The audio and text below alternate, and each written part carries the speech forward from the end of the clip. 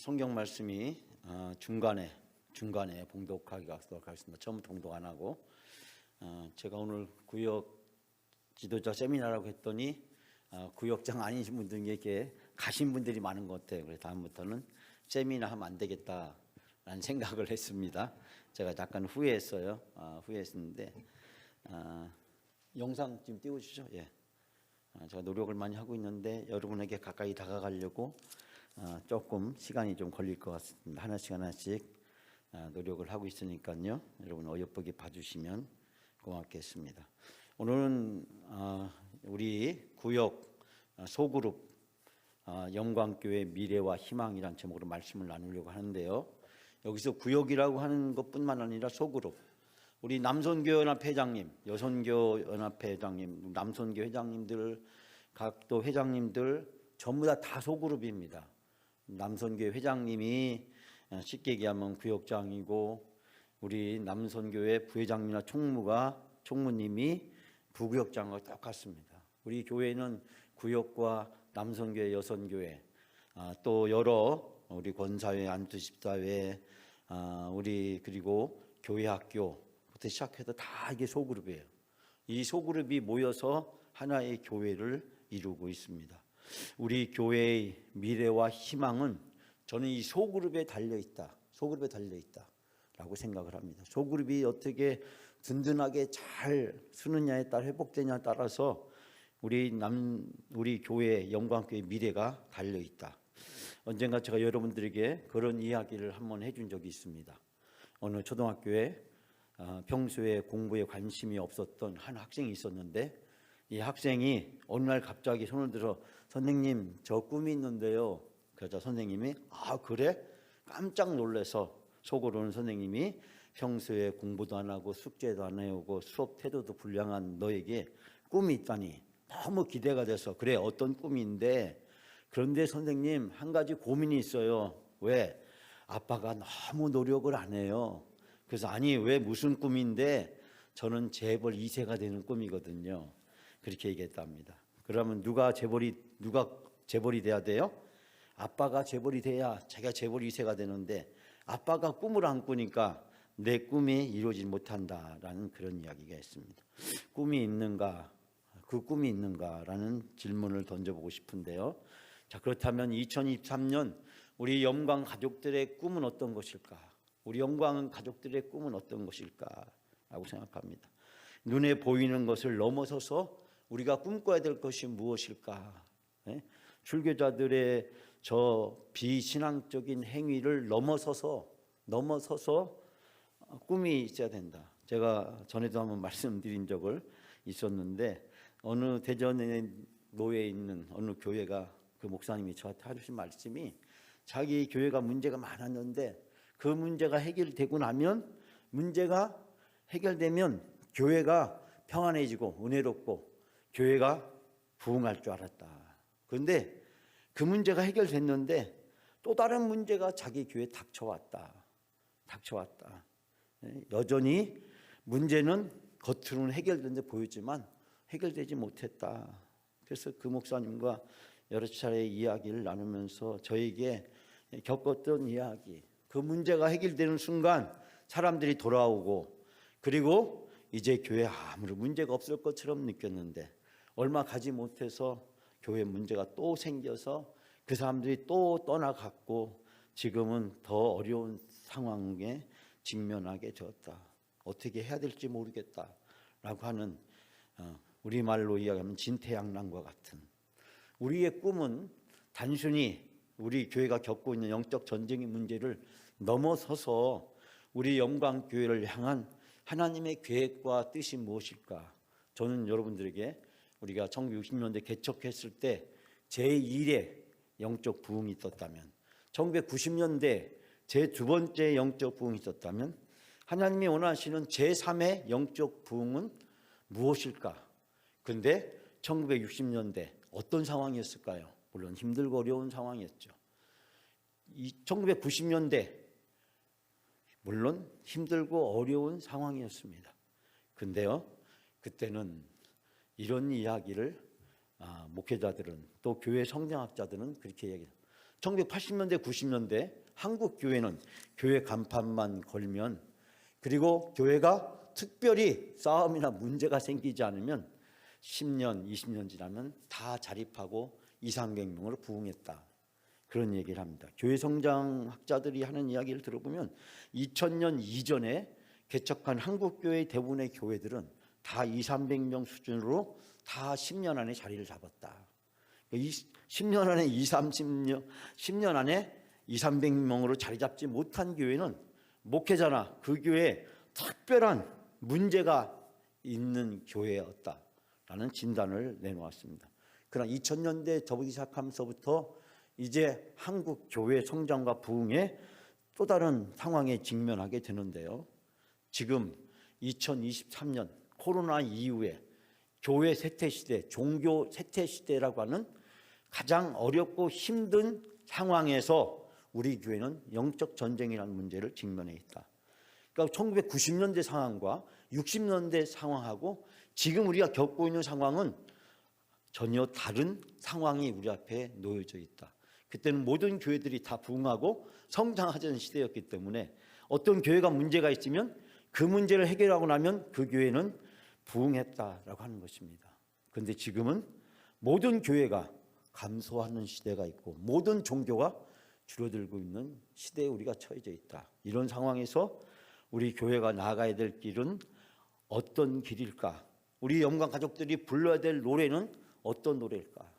제가 작년서부터 여러분에게 수시로 이야기하는 우리 영광 가족이 불러야 할 노래, 우리가 불러야 할 노래는 어떠한 노래일까라는 생각을 해보게 됩니다. 오늘은 우리 교회의 중요한 사역에 있어서 소그룹 사역, 왜 제가 여러분에게 남녀 선교회 총회를 하라는 얘기를 2달 동안 광고하고 남녀 선교회 신방 다른 교회는 없습니다. 왜 없는 걸 만들어서 이렇게 하고 구역을 회복시키기 위해서 이렇게 노력을 기울이고 있는가? 여러분 중에 혹시 그런 분이 계실지 모르겠어요. 목사님이 학교에만 계셔서 이론만 아셔가지고 신학대학교 총장님이었기 때문에 현장을 너무 모르는 거 아닙니까? 현장을 너무 모르기 때문에 그런 얘기를 하는 것이 아닙니까? 라는 이야기를 하실 분들이 계실 것 같아요. 그래서 제가 여러분들에게 제가 옛날 얘기를 하는 걸 별로 좋아하진 않지만 오늘 한번 하려고 합니다. 제가 지금까지 수없이 많은 목회자 세미나를 했습니다. 제가 2009년도에 대전신학교 교수로 와서 2010년부터 제가 총회연구소 소장이 돼서 한 일은 뭐냐면, 저는 이론적인 연구를 한 것이 아니라 현장에서 어떻게 하면 목회자들을 도울 수 있을까? 목회자들을 도울 수 있을까? 교회를 어떻게 하면 바르게 성장할 수 있도록 도울 수 있을까? 교회 예배를 어떻게 하면 갱신할 수 있을까? 설교를 어떻게 하면 현장에 맞는 설교를 할 수 있을까? 이런 다양한 세미나들을 1년에 여러 차례 했고 총회와 함께 강사로 다녔습니다. 저는 1년에 2009년, 10년, 11년, 12년, 13년 보니까 1년에 50에서 약 70회 정도 목회자 세미나나 각 교회 강의를 다녔던 기억이 납니다. 전 지금 생각해 보면 그때가 제일 행복했던 것 같아요. 서울부터 제주도까지 일주일에 한 번 이상, 거의 한 번 아니면 2번 정도 강의를 가서 목회자들과 또 장로님들과 교회학교 교사들과 구역장들과 함께 세미나 했던 경험들을 지금 잃어버릴 수가 없습니다. 어떻게 하면 목회자들을 잘 도울까? 어떻게 하면 예배를 새롭게 할 수 있을까? 이 영상 시대에 맞춰서 이 영상 예배를 어떻게 할 수 있을까? 영상 예배는 1차원, 2차적, 3차, 지금 3차 이상 영상 예배가 등장했거든요. 이 과거에 여러분 그 텔레비전 박스처럼 생긴 뒤에서 프로젝트로 쏘는 그런 교회가 있었습니다. 그건 제 1차 처음 스크린이 오르락내리락 하는 교회. 그게 첫 번째고, 두 번째는 텔레비전이 붙어 있는 걸 2차 예배로. 3차 지금 영상 예배는 어떤 형태로 등장했냐면, 이 앞에 강대상뿐만 아니라 무대 전체가, 이 예배당 전체가, 예배당의 상당한 부분이 3분의 1 이상 부분이 영상으로 장식을 하게 됩니다. 예를 들면 고난주간 예배를 드린다. 그러면 이 앞에가 이 스크린뿐만 아니라 이 강대상과 이 옆에 찬양대 저석까지 이 전체 부분이 골고다 동산으로 바뀝니다. 우리가 크리스마스 성탄절 예배를 드리게 되면 동방박사가는 사막의 전경이 펼쳐집니다. 우리는 영상에만 화면에만 나오지만 그것이 아니라 이 앞에 있는 강대상과 무대 전체에 그래서 자기가 마치 지금 그 이스라엘에 와 있는 듯한 느낌을 갖도록 그 베들레헴에 와 있는 느낌을 갖도록 사막의 한가운데 와 있는 느낌을 갖고 예배를 드릴 수 있는 이 멀티 프로젝트라고 하는데 이 프로젝트를 3개 이상을 사용해 가지고 이 앞에 있는 것뿐만 아니라 전체를 한 그런 예배로 발전했습니다. 이 건물 전체를 어떤 이미지로 바꾸는 그런 걸 여러분이 보셨으라고 생각하는데 현대에 가장 앞서가는 영상 예배는 그런 차원으로 벌써 2010년도 초부터 시작이 됐습니다.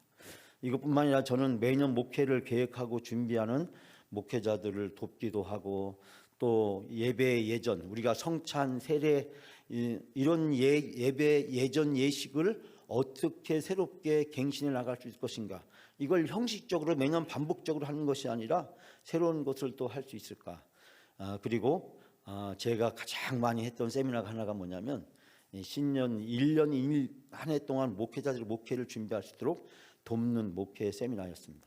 제가 이 얘기를 왜 드리냐면 제가 신학대학교에 있었기 때문에 여러분 중에 혹시 목사님이 이론만 가르쳤기 때문에 현장은 너무 모르는 것 아니냐 그런 얘기를 하실 수 있을 것 같아서 제가 늘 현장 중심으로 살아왔다는 점을 말씀드리고 싶습니다.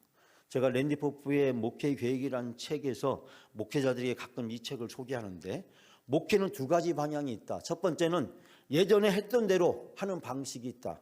이것은 안전을 추구하는 예방 중심적인 교회다. 아무런 문제가 생기지 않는다. 장로님, 권사님, 집사님 어떻게 하면 될까요? 옛날에 어떻게 했는데요? 옛날에 우리 교회는 이렇게 했습니다. 그렇게 하죠. 그런 교회는 아무런 문제가 안 생긴다. 갈등도 안 생긴다.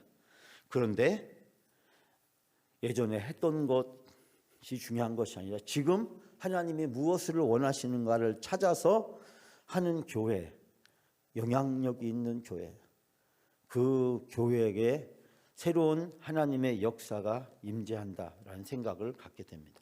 우리 교회는 안전을 추구하는 예방 중심적인 교회인가, 즉 과거 지향적인 교회인가, 아니면 우리 교회는 영향력 있는 교회로 미래 지향적 있는 교회인가 라는 생각을 고민합니다. 제가 오늘 예배 끝나고 나서 우리 교육자들과 함께 영성 수련회를 갑니다. 갑자기 여러분 생각에 왜 밑도 끝도 없이 그걸 가느냐라고 생각을 할 수 있겠지만 우리가 이제 어느 정도 목회자 팀이 구성되면서 이제 앞으로 우리 교회가 어떤 식으로 목회를 해나가야 될지 여러분들에게 여러 차례 소개를 했지만 제가 목회자들에게 좀 더 자세하게 함께 그 목회 플랜을 나누고 또 그 역할을 감당할 수 있도록 도와줘야 될 것 같아서 제가 마음 편하게 할 수 있는 시학산 명성 수양관 오늘부터 화요일까지 2박 3일로 보내러 갑니다. 특별히 이번에 그 목회자 수련회 주요 프로그램 중에 하나는 2023년 한국교회 목회 트렌드, 한국 코로나 이후 시대에 한국 교회는 어떻게 바뀌어야 되는가라고 하는 것을 중점적인 주제로 다루려고 합니다. 물론 우리 교회가 처해져 있는 상황, 그 상황 플러스 알파로 이런 코로나 이후에 종교 쇠퇴 시대에 교회의 목회 방향은 어떤 방향으로 가야 되는가, 교회의 미래는 어디로 가야 되는가, 소그룹 목회는 어디로 가야 되는가, 전도와 선교는 어떻게 해야 되는가, 다음 세대 교육은 어떻게 해야 되는가, 시니어 목회, 제가 말씀드리는 골든 세대 목회는 어떤 방향으로 가야 되는가, 종교적 신앙생활, 일상 신앙생활은 어떻게 지도하고 이끌어야 되는가라는 주제들을 다 다루게 될지는 모르겠지만 어쨌든 하나씩 다루어 나가면서 우리가 지금까지 제가 여러분께 여러 차례 말씀드렸던 2023년 목회 주제에 맞추어서 우리 교회에 주시는 하나님의 음성과 또 하나님의 계획을 살펴보는 시간을 갖고자 합니다. 저는 사람을 살리고 사람을 세우는 교회라고 하는 주제에서 영광교회 5대 목회 비전과 또 구체적인 방향을 여러분들과 같이 함께 나누었습니다. 제가 몇 차례 오후 예배를 통해서 여러분들이 우리 교회가 봐야 될 방향을 나누었는데, 첫 번째가 예배 공동체, 예배를 어떻게 하면 천국 잔치가 될 수 있을 것인가. 두 번째는 우리 교회가 어떻게 하면 영성 공동체가 될 수 있을까. 어떻게 하면 이 기도를 잘하는 교회, 기도를 열심히 하는 교회, 하나님 말씀을 잘 배우는 교회가 될 수 있을까. 세 번째는 어떻게 하면 섬김의 공동체가 될 수 있을까. 이 교제가 되겠죠. 이 살아있는 떡을 떼는 교제와 나눔이 풍성한 섬김 공동체가 될 수 있을까. 네 번째는 문화를 통해 지역과 세계를 섬기는 선교 공동체가 될 수 있을까.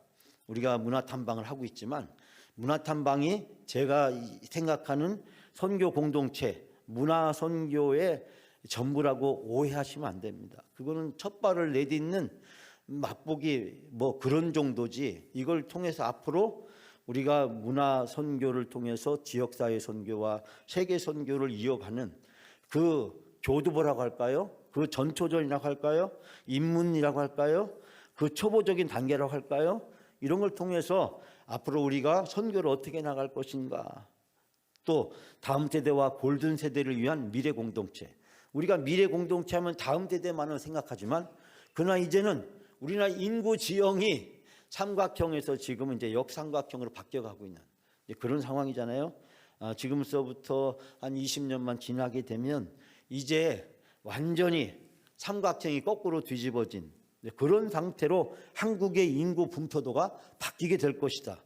즉 다음 때보다 몇 배나 많은 이 골든 세대 목회를 어떻게 할 것인가. 저는 그래서 이 100세까지 우리 교인분들이 행복하게 신앙생활을 할 수 있도록 돕는 것이 목회의 중요한 계기라고 생각을 합니다.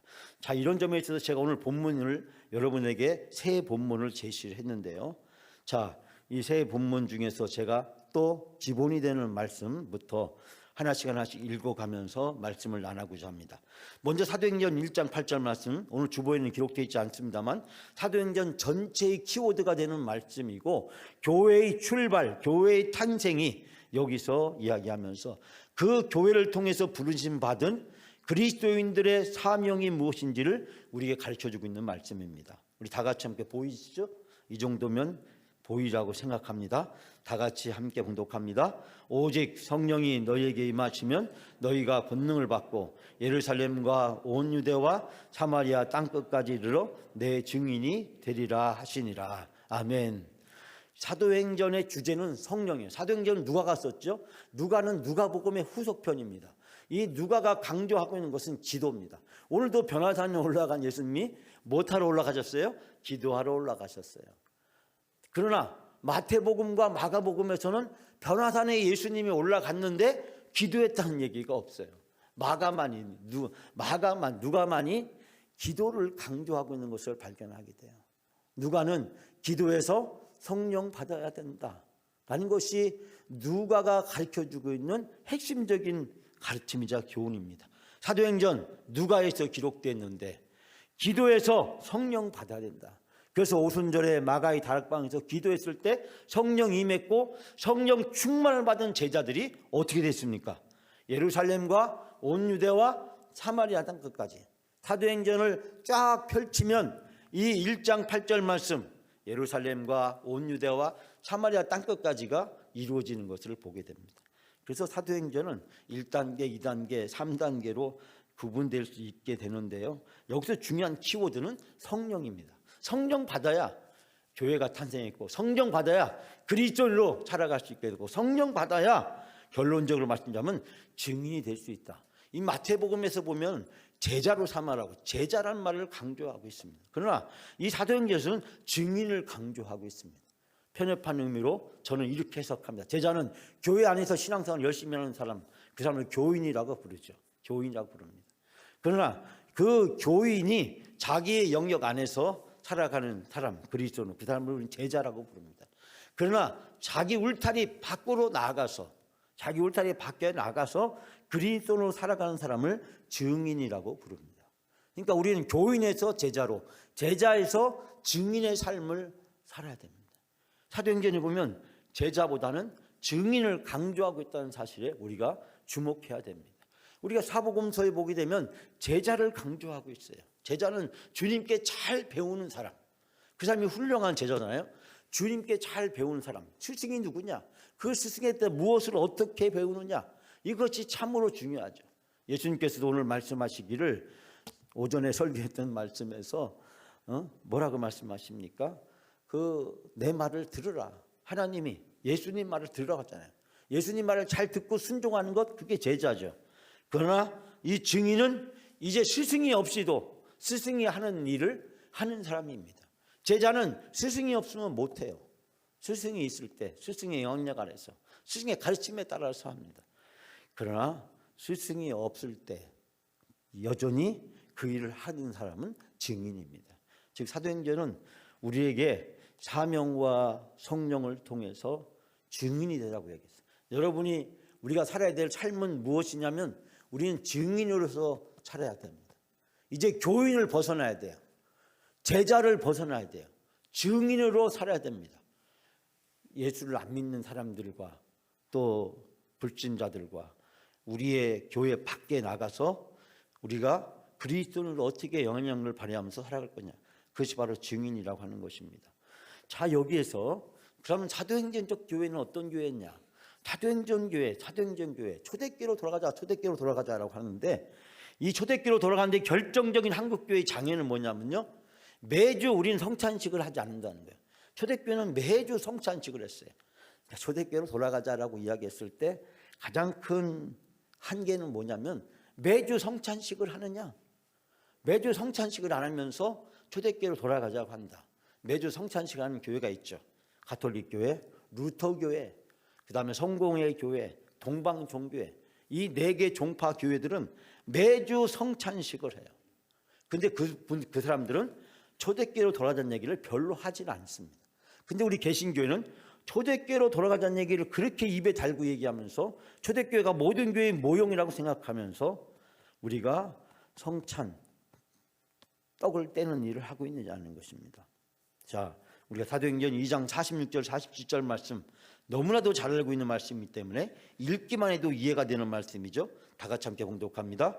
날마다 마음을 같이하여 성전에 모이기를 힘쓰고 집에서 떡을 떼며 기쁨과 순전한 마음으로 음식을 먹고 하나님을 찬미하며 또 온 백성에게 칭송을 받으니 주께서 구원받는 사람을 날마다 더하게 하시니라. 아멘. 여러분, 여기서는 3가지를 얘기하고, 초대교회는 모이기를 힘쓰는 교회였다. 모이기를 힘쓰는 교회였다.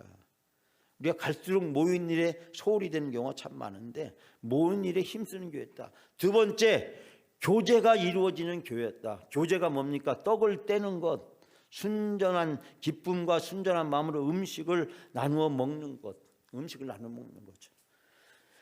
음식을 나누어 먹는 것, 떡을 떼는 것, 이것이 곧 초대교회는 성찬이었고 이것이 아가페 밀이라고 해서 애찬이기도 했습니다. 성찬과 애찬이 이 초대교회는 혼재되어 있었습니다. 그렇기 때문에 많은 분들이 애찬을 성찬으로, 성찬을 애찬으로 이걸 혼동하는 분들이 종종 있는 것을 보게 됩니다. 초대교회는 이 성찬과 애찬이 별로 구분되어 있지 않는, 늘 만나면 떡을 떼는 것이 자연스러웠고 그것이 교회의 중요한 삶의 일부였다. 저는 늘 제가 지난주 농담으로 그런 얘기 했습니다만 지도자는 먹는 것에 실패하면 지도자가 아니다. 그 예수님이 왜 오병이의 기적을 통해서 5,000명을 먹였을까 생각해 보세요. 수없이 많은 사람이 예수님 말씀을 들으러 왔는데 때가 됐으니 어떻게 돼요? 그들을 먹여야 되는 거죠. 먹이는 일에 실패한 사람은 지도자가 아니다. 전 청년 목회를 오랫동안 했는데 늘 청년 목회의 가장 힘들고 어려운 게 뭐냐면 때가 되면 먹이는 거예요. 얼마나 많이 먹습니까?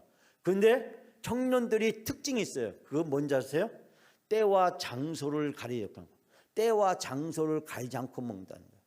어른 성도들은 어떻게 됐습니까? 아침, 점심, 저녁 딱 먹으면 끝이죠. 청년들은 때와 장소를 가리지 않습니다. 12시도 먹고 새벽 3시도 먹고 새벽 5시도 먹고 하여간 수시로 먹어 제낍니다. 메뚜기 떼처럼 수시로 먹어요. 수시로 먹기 때문에 수련회 가면 청년 집회를 12시에 끝나고 나면 그때부터 바베큐 파티를 2시까지. 제정신이 아니죠. 제정신이 아니에요. 그때까지 먹어야 돼요. 양주리에서 수련회를 하는데 12시에 끝났어요. 1시쯤 됐는데 고기가 떨어졌어요. 2시에 특공대 선발대가 가서 정육점에 가서 잔잔한 사람 깨워가지고 고기를 사가지고 와서 새벽 3시 반까지 먹었어요. 청년들은 늘 먹는 것. 제가 약간 우스갯소리 이런 얘기를 했습니다만 이 교회 공동체 속에서 우리 주방 봉사하는 분들이 힘들고 어려워요. 얼마나 힘들겠어요. 어저께도 그러니까 부침개라고 굉장히 힘들고 어려웠어. 매주마다 힘들고 어려워요. 예? 집에서 안 하는 일 교회와 살라니까 얼마나 힘들겠어요. 예? 집에서 안 하는 일 교회에서 하려고 하니까 얼마나 힘들겠어요. 지금 코로나 끝나고 아직도 밥을 못 해먹는 교회들이 있어요. 목사님들을 만나서 얘기 들어보면 아직도 주방을 누가 할 거냐, 우리가 또 해야 되냐, 남자들은 뭐 하냐, 권사님들은 뭐 하냐, 권사들은 집사들은 뭐 하냐, 우리는 평생 했으니까 이제 집사들이 해라. 아직도 해결 못하는 교회들이 있어요.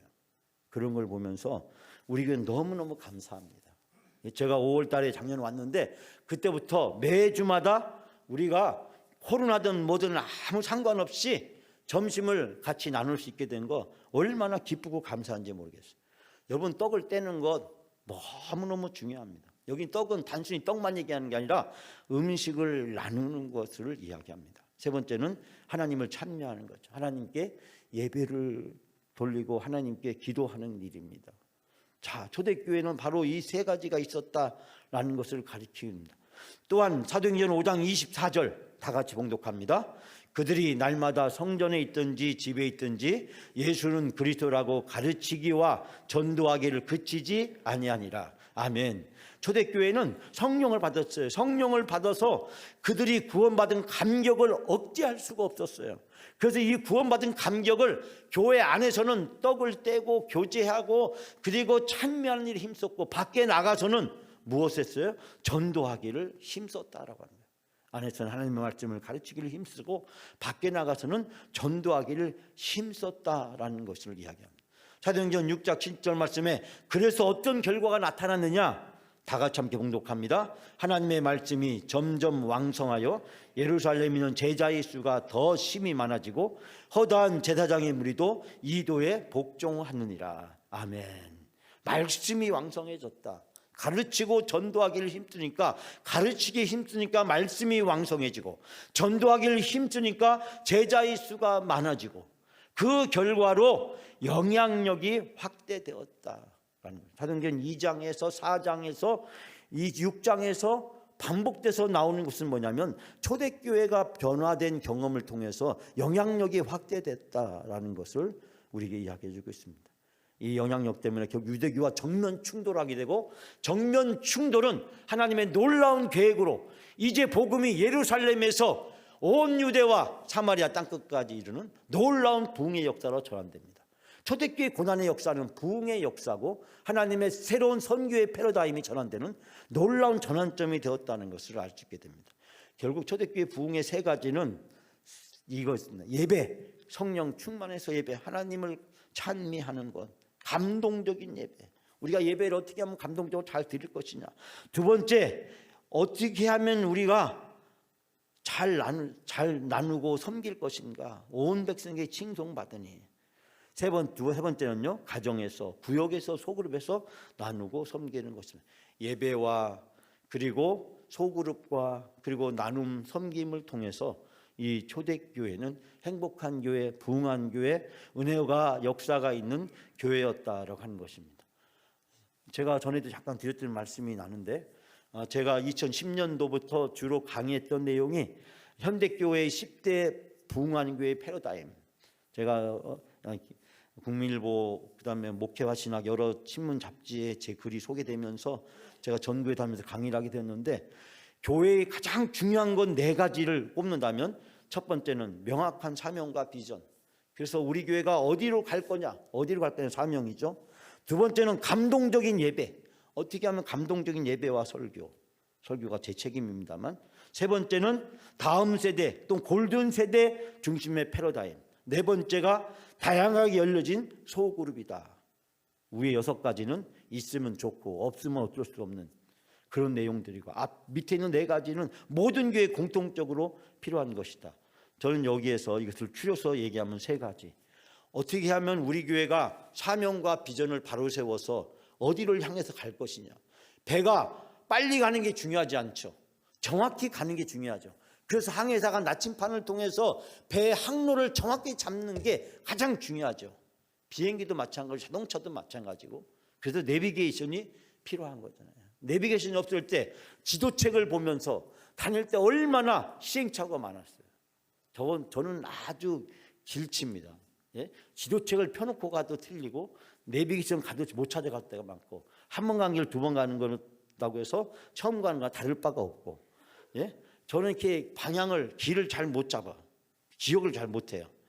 여러분, 교회가 가야 될 방향을 분명히 설정하는 게 굉장히 중요하죠. 두 번째는 우리에 맞는 예배를 어떻게 잘 드릴 거냐, 참 중요하죠. 예배는 끊임없이 변화가 돼야 돼. 세 번째는 뭐냐면 다양하게 열려진 소그룹이 있어야 된다. 남선교회, 여선교회, 구역, 교회, 학교, 그 외에도 앞으로 다양하게 많은 소그룹, 문화선교, 안식자유, 권사, 다양하게 많은 소그룹들이 있어야 된다. 그래서 여러 그물로 사람들이 함께 할 수 있도록. 이 사진을 보시면 제가 와서 어떤 분은 그럴 것 같아요. 저 생각을, 목사님 먹는 것만 밝히는가 봐. 저렇게 맨날 먹으러만 다니는 게.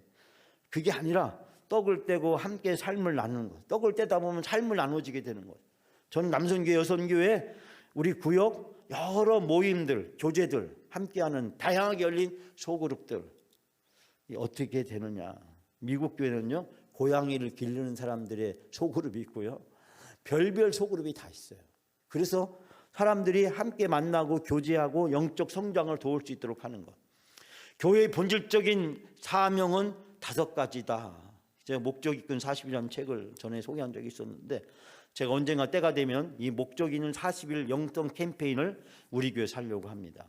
이 5가지 교회의 핵심이고 본질이다. 저는 이 5가지를 뒷받침하는 것이 아까 말했지만 사명, 예배, 그 다음에 바로 소그룹, 즉 교제라고 생각합니다. 이것을 조금 더 자세하게 설명을 해보면, 첫 번째는 예배입니다. 예배. 당신은 하나님의 기쁨을 위해서 계획되었다. 예배를, 하나님을 어떻게 하면 기쁘시게 할 거냐. 두 번째, 그리스도인으로 살아갈 수 있도록 창조되었다. 그리스도를 닮도록 우리는 양육 훈련이 필요하다는 거예요. 세 번째, 교제. 당신은 하나님의 가족으로 태어났습니다. 소그룹을 통해서 교인이 되는 것은 교회에 등록하고 와서 예배를 다닌다고 교인이 되는 것이 아니라 구역에 소속하고 남선교회, 여선교회에 소속돼 있고 소그룹에 소속돼 있는 사람은 교회에 정착을 하고 교회를 떠나지 않는다. 이건 미국 교회나 한국 교회나 모든 교회들의 공통적인 특징이고, 특히 부흥하고 성장하는 교회에 나타나는 공통적인 특징 중 하나가 뭐냐면 다양한 소그룹이 있고 다양한 소그룹에 교인들이 소속돼 있다. 즉 멤버십을 확보하고 있다는 것입니다. 교인들과 교제가 잘 되는 사람은 교회에 어떤 일이 있어도 교회를 떠나지 않지만, 그러나 교인들과 교제가 이루지 않는 사람은 조금만 어려운 일이 생겨도 교회를 떠나게 된다. 네 번째가 사역이고 5번째가 전도입니다. 여기서 제가 강조하는 것이 이 교제. 제가 그 교제를 가운데 놨어요. 예배나 훈련은 하나님을 향해서 가는 거죠. 하나님을 향해서 예배드리고 말씀으로 훈련받는 거예요. 하나님을 향해서.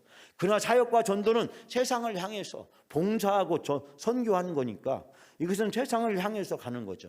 그러나 하나님을 향해서와 세상을 향해서 이 2가지를 연결시켜 주는 게 뭘까요? 저는 바로 교제다, 소그룹이다라고 생각을 합니다.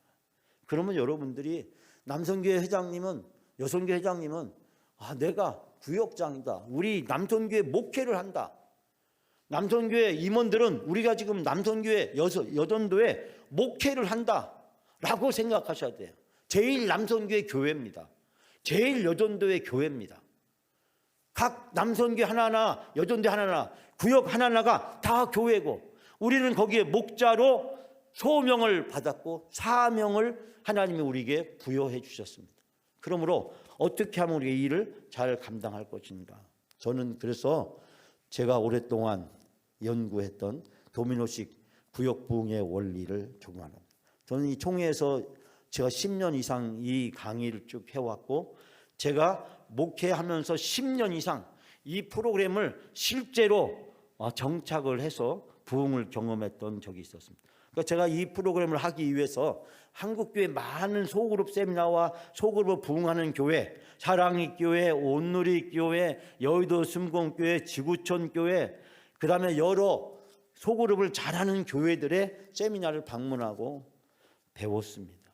그래서 그 배운 결과를 통해서 우리 교회 맞게, 제가 있었던 교회에 10년 동안 목회하는 그 교구에 맞게끔 프로그램을 개발한 것이 도미노식 구역 부흥의 원리였습니다. 이건 개인으로부터 시작해서 구역으로, 개인이 구역으로 사람을 초청해 오고, 구역에서 다시 교구로 그 사람을 초청해서 데리고 오고, 교구에서 교회로 그 사람을 초청한다라고 하는 방식입니다. 다시 말씀드리자면 처음부터 교회 갖다 등록을 시키는 것이 아니라 구역에서 먼저 만나고 교제하고, 남녀 선교에서 먼저 만나고 교제하고, 그리고 교구에서 축제를 하고 파티를 하고 음식을 함께 나눠 먹고, 함께 야유회를 가고 어디 여행을 가고, 그리고 물놀이를 가고, 그러면서 거기서 교제가 이루어지고, 그 다음에 그 사람을 다시 교회 총동원 전도주일, 새생명주일, 대각성주일, 감동의 날, 이런 1년에 한 번 아니면 2번 하게 되는 총동원 프로그램에 그 사람을 초청해 온다라고 하는 것이 이 프로그램의 핵심적인 내용입니다. 그래서 4가지 단계 특징을 하는데, 첫 번째는 뭐냐면 차를 마시는 거 가볍게 시작한다. 처음부터 교회 나오세요 라고 이야기하지 않는다. 차 한잔 하실래요? 차가 없는데요. 아유, 그럴 줄 알고 내가 맥심을 가져왔어요. 난 맥심 안 먹는데요. 그럴 줄 알고 녹차를 가져왔어요. 예? 아유, 난 커피 녹차도 안 마셔요. 그럴 줄 알고 제가 사탕을 가져왔어요. 아유, 사탕 당 올라가요. 아, 그럴 줄 알고 제가 무당으로 가져왔어요. 여러분, 우리가 간단한 것, 사람이 마음에 부담이 되지 않는 것, 긴장을 풀 수 있는 것부터 시작을 한다는 거죠. 그러다가 차 한잔 마신 사람이 칼국수 먹고 아니면 떡볶이 먹고, 그러다가 교인들을 소그룹을 초청하고 다시 교구의 파티 모임에 초청을 합니다. 이때까지 교회에서 하지 않습니다. 1단계, 2단계, 3단계는 교회에서 하지 않습니다. 교회 바깥에서 이루어집니다. 교회 바깥에 카페에서, 식당에서, 야외에서, 아니면 등산하는 산에서, 산책길에서 이루어집니다. 사람들을, 교인들을 소개하고 자연스럽게 만나고 교제합니다. 누구도 교회 가자 소리를 하지 않습니다. 그냥 관계를 맺습니다. 그리고 음식을 함께 나누고, 물을 함께 나누고, 사탕을 함께 나눕니다. 과자를 함께 나눕니다. 작은 것부터. 그럼 서로 관계가 형성되면 그때부터 이제 칼국수가 백숙으로 바뀌고, 하나씩 더 나가면서 그 사람을 교구에서 준비한 야외 파티에 초청하고 교회에서 행사로 초청해 나갑니다. 결국 이 4가지 단계, 제가 지난번에도 간단하게 설명을 드렸었는데 다시 한번 제가 설명드리자면, 우리 구역장님들은 이 4가지 단계를 꼭 기억하셔야 돼요. 이제 3월달 되면 VIP 태신자를 작정해야 됩니다. 구역별로, 구역 식구당 한 사람당 제가 서울동에서는 10명씩 작정했는데, 우리 영광교회는 많이 양보해서 구역 식구 1명당 5명의 VIP를 작정해야 돼요. 하나, 둘, 셋, 넷, 다섯. 얼마나 쉬워요? 우리 가족 중에, 친구 중에, 이웃 중에, 직장 동료 중에, 친척 중에 5대 VIP 작정 대상자인데, 이 5가지 대상자 중에서 아직 교회 안 나가는 사람, 이 사람도 아무도 없다. 그럼 집에 나서서, 자기 집 대문에서 나서서 위아래로 좌우로 돌아다니면서 5분 12분의 거리 걸어다니면서 교패가 안 붙은 집, 빨간 대문집, 파란 대문집, 101호, 303호, 이렇게 태신자를 작정해요. 이름을 몰라도 그 작정하고 기도하기 시작합니다. 태신자 작정부터 시작합니다. 기도하면 하나님이 작업에 들어간다. 제가 늘 말씀드리죠. 기도하면 하나님이 작업에 들어간다. 뭔가 하나님이 그 사람에게 복음을 만들 수 있는 어느 기회를 만들어 줍니다. 그 집에 좋은 일 있으면 축하해주고, 슬픈 일 있으면 슬픔을 함께 나누어주고, 기도하면 하나님이 작업에 들어간다. 그래서 우리가 이제 3월 달에 구역별로 구역 인원수당 5명씩, 구역 식구가 10명이면 50명이 되죠. 50명의 VIP를 작정해서 우리가 기도하기를 시작합니다. 기도 카드를 내서 구역에서도 기도하고, 교구에서도 기도하고, 목회자들도 기도합니다. 2번째 단계는 접촉하는 거죠. 자주 보면 좋아진다. 자주 보면 관계 맺고 친밀한다. 아까 제가 얘기했죠. 커피, 녹차, 홍차, 사탕, 쿠키 주머니에 막 넣고 다니는 거죠. 예? 그러면서 산책하면서 길거리에서 누굴 만났을 때 나누어주고, 그러면서 대화를 하는, 접촉하는 단계가 되겠어요. 세 번째는 파티. 함께 먹을 때 정든다. 자주 먹으면 사람이 정이 들게 되어 있어요. 자주 먹으면 정이 들어요. 그러다 보면 신뢰감이 쌓입니다. 그럴 때 그 사람을 초청하는 겁니다. 그래서 간곡하면 감동받는다. 이 5가지 앞으로 구역장님들은 워크숍을 구체적으로 하게 될 겁니다. 남성교회 임원들, 여성교회 임원들도 같이 워크숍을 하게 될 것입니다. 워크숍을 통해서 구체적으로 하나씩 세부적으로 어떻게 해나갈 것이냐. 전 초대교회 성경적 원리를 통해서 어떻게 하면 지상명령을 성취할 수 있을까. 한국교회, 세계교회에서 하고 있는 수많은 소그룹 프로그램들, 소그룹 목회를 제가 4가지로 축약을 해서 이것을 적용할 수 있도록 했고, 저에게 NCD라고 하는 전도 소그룹이라는 프로그램이 있는데 저한테 많은 도전과 감동을 주었습니다. 자, 그래서 제가 드릴 말씀은 그럼 앞으로 구역 모임을 어떻게 할 거냐. 지금 타이밍을 제가 고민하고 있습니다. 사순절이 끝나고 시작을 해야겠다는 생각을 좀 하고 있는데, 구역 예배는 과거에 우리가 예배를 드렸지만 이제 구역에서는 예배를 드리지 않고 앞으로 모임을 한다. 예배는 교회에서 드리고 구역에서는 모임을 한다. 무엇부터 하냐? 첫 번째, 모이자마자 음식부터 먼저 먹는다. 차를 마시든지 뭐 과자를 먹든지 간단한 것부터, 너무 힘들지 않는 것부터 시작해서 우리가 차려놓은 준비해 놓은 걸 먹는, 같이 모여서 음식을 막 해먹는 게 아니라 준비해 놓은 것을 나눠 먹는, 음식을 먹으면서 두 번째는 삶을 나눈다. 한 주 동안 어떻게 살았는지, 무엇을 했는지.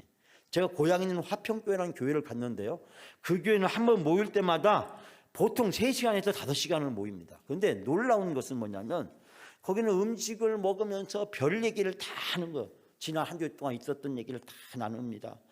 며느리는 시어머니 흉보고, 시어머니는 며느리 흉보고, 그리고 직장은 상사 흉보고, 직장에 있었던 일들, 스트레스 받은 일을 다 얘기를 합니다. 자기 삶에 있었던 좋았던 일, 안 좋았던 일, 애들하고 있었던 일, 사회 직장에 있었던 일 다 나누어요. 그렇게 음식을 나눠 먹으면서 생활, 삶을 나누다가 그러다 보면 각자의 기도 제목이 나오니까 자연스럽게 말씀을 함께 나누고 기도를 나누는, 저는 이 3가지가 바로 구역 모임에서 해야 될 가장 중요한 핵심적인 거다. 이것은 셀에서도 이런 비슷한 방식을 채택을 하고 있기도 하고, 가정교회에서도 비슷한 방식을 채택을 하고 있습니다. 이제는 우리가 패러다임이 바뀌어야 되는데, 과거처럼 모여서 구역 예배를 드리고 엄숙하게 예배 드리고 이제 예배 다 끝나고 나서 교제를 다과하려면 교제를 하기 시작합니다. 이제 마음을 열고 얘기를 하려다 보면 집으로 가야 돼요. 이것이 아니라 이제는 순서를 바꿔서 드리는 겁니다. 음식을 나누면서 차를 마시면서 마음을 열고, 마음이 열린 상태로 삶을 나누고, 삶을 나눈 상태로 말씀을 붙들고 함께 기도하는 단계로 간다라고 하는 것입니다. 전 그래서 여러분들이 신나는 소그룹 구역 파티, 교구 파티, 이번에 교구하는데 여러분이 어떻게 될지 많이 부담스러워 하시는 것 같아요. 저는 처음 하니까 그렇겠죠. 하고 나면 아무것도 아닙니다. 너무 쉽습니다. 저는 1년에 2번씩 꼭 교구에서, 또 1년에 그 사이 3개월 사이에는 이 지역별로 파티를 했습니다. 간단한 겁니다. 교회 근처에 있는 족구장에서, 배드민턴장에서 5개 교구가, 구역이 함께 모여서 음식 한 가지씩 간단한 거 준비해 가져와서 김밥 되고 떡볶이 되고 뭐 간단한 것들 부침개도 부쳐오고 해가지고서 거기서 같이 나눠 먹으면서 수다 떨고 한 2-3시간 동안 신나게 얘기하다 오는 겁니다. 그럴 때 지나간 사람 붙잡아 오고 처음 온 사람 데리고 오고, 이게 바로 구역 파티예요. 어렵지가 않습니다. 어렵죠. 모여서 막 예배를 드리는 게 아닙니다. 막 찬양을 하는 게 아니에요. 기도도 안 합니다. 그럼 가끔 어떤 분은 물어봐요. 아니, 예배는 안 드리나요? 기도는 안 하나요? 그건 교회 가서 하면 되죠. 여긴 교회가 아닌데 왜 여기서 해요, 그거를? 우리는 신나게 먹고 떠들고 놀면 돼요. 마음이 열리죠. 마음이 열려요. 긴장됐던 사람들이 마음이 풀어집니다. 네? 여러분, 남선교회 회원 이 남자분들과 함께 이 파티를 하는데 새벽 2시까지 3시까지 이야기를 했어요. 그랬더니 어떤 남자분 한 분이 그렇게 이야기했어요. 자기는 술 먹으면서 밤을 새워봤지만은 술 안 먹고 맨정신에 밤 새워본 건 처음이다고. 어떻게 이런 일이 가능하냐고. 예? 내가 몇십 년 동안 술만 먹고 밤새웠는데 어떻게 술도 안 먹고 이렇게 밤이 새워지는지 모르겠다고. 자동차 라이트를 켜놓고 족구를 하고 강가에서 고기를 잡아가지고 먹고 다시 거기다가 라면을 넣어서 끓여 먹고 그러면서 서로 떠들고 이야기하다 보니까 새벽 3시가 됐어요. 서서히 동이 터오르고 있었습니다. 여러분, 얼마든지 가능하고 얼마든지 이루어질 수 있습니다. 이번에 교구에서 하는 거 처음이기 때문에 그렇지만 몇 번 하고 나면 아주 쉽게 할 수 있을 거예요. 제가 몇 번이라고 했습니다. 3개월마다 할 겁니다. 3개월마다 우리 교구장님들, 교구 총무님들, 구역장님 3개월에 한 번씩, 3개월에 한 번씩 교구별로 뭘 했는지 제가 다 돌아다녀 봐요. 이제 3월 말에는 남성교회, 여성교회도 합니다. 남성교회, 여성교회 뭐 했는지도 잘 살펴보려고 합니다. 그래서 도와드리려고 합니다. 노래 부르기, 게임하기, 뭐 여러 가지 다양한 것들을 할 수 있어요. 모여서 신나게 노세요. 신나게 음식을 나눠 먹고 신나게 노시면 됩니다. 노래는 무슨 노래를 불러도 다 가능해요. 내 나이가 어때서 불러도 좋고 마음 놓고 불러도 돼요. 그러나 우리는 부르라고 해도 못 부르더라고, 가사를 몰라가지고. 자, 이런 교구 축제, 구역 축제 이런 것들을 통해서 우리가 하나씩 회복해가는 것이 중요하다. 저는 마지막 결론적으로 오늘 설교를 마무리하면서 핵심에 집중해야 새로워진다. 제가 언젠가도 소개한 적이 있는데 진게츠, 교회의 본질적인 사역 기능을 발견하고 본질. 교회의 본질이 무엇입니까? 아까 5가지죠. 예배와 훈련과 교제와 그 다음에 선교와 봉사입니다. 그 중에서 이 가운데가 교제가 있어요. 제일 가운데, 제일 위쪽에 교제가 있어요. 예배보다도 더 가운데. 뭐 제가 웃자고 하는 얘기지만 왜 가운데 있을까? 하나님을 향해서 예배와 훈련, 세상을 향해서 선교와 봉사, 이 사이에 다리를 놓는 교제. 교제를 많은 사람들은 영적이지 않은 것으로 생각하는 경우가 많습니다. 교회에서 교제를 부정적으로 생각하는 경우가 많습니다. 그러나 이 5가지는 초대교회에 나타난 교회의 가장 본질적이고 핵심적인 거다. 저의 목회 중에 중요한 것 중에 하나가 바로 소그룹 목회 전략입니다. 담임 목사의 소그룹 사역에 대한 비전, 행사 중심에서 소그룹 중심의 교회로 목회 사역을 전환해 나가는 것, 이것이 셀 중심의 교회도 추구하는 바고 NCG 전도 소그룹에서 추구하고 있는 새로운 교회 부흥운동에서도 추구하는 바고, 미국 교회와 한국 교회와 부흥한교회에 나타나는 공통적인 특징 중에 하나가 어떤 행사 중심에서 이제는 소그룹 중심으로 교회의 목회의 패러다임이 전환되는 것을 이야기를 하고 있습니다. 제가 왜 남선교회, 여전도회, 왜 구역을 그리고 교회 학교를 왜 강조하는지, 왜 남선교회 신방, 여전도회 신방을 하는지, 왜 구역 신방을 하는지, 여러분이 저의 소그룹 중심의 목회 전략에 기반하고 있다라는 점을 말씀드리면서 이 담임 목사의 목회 철학과 비전에 여러분이 동참해 주시고 지지해 주시고 여러분이 적극적으로 따라 주시길 바랍니다. 여러분은 생소해서 거부감을 가질 수도 있습니다. 그러나 저는 20년 이상 동안 이 소그룹 사역을 연구했고 소그룹 사역을 현장에서 실천해 왔습니다. 그리고 수없이 많은 목회자들과 또 총회나 노회에서 강의를 하면서 목회자들과 이 문제를 가지고 계속해서 토의해 왔습니다. 제가 몇 년 동안 현장과 떠나 있었지만, 그러나 이제 코로나 이후 시대 새로운 도전에 직면해서 우리 교회 목회자들과 함께 소그룹 중심의 교회로 어떻게 교회의 패러다임을 바꿔나갈지에 대해서 같이 기도하면서 고민하고자 합니다. 여러분이 이 일을 함께 해주시기 바랍니다. 남선교회에서, 여전도에서, 안수집사에서, 권사회에서, 그리고 우리 다음 세대 교회학교에서, 그리고 앞으로 만들어질 우리 골든 세대 사역을 통해서 교회 안에 있는 수없이 많은 우리 다양한 소그룹을 통해서 우리 영광교회가 든든하게 서갈 수 있는 그런 교회로 우리가 하나님의 제3의 영적 부흥을 감당하는 교회가 될 수 있도록 여러분께서 함께해 주시기를 부탁을 드립니다. 여러분, 민수기 6장 24절부터 26절의 말씀, 우리 다 같이 함께 이 아론의 축복 기도를 함께 봉독합니다.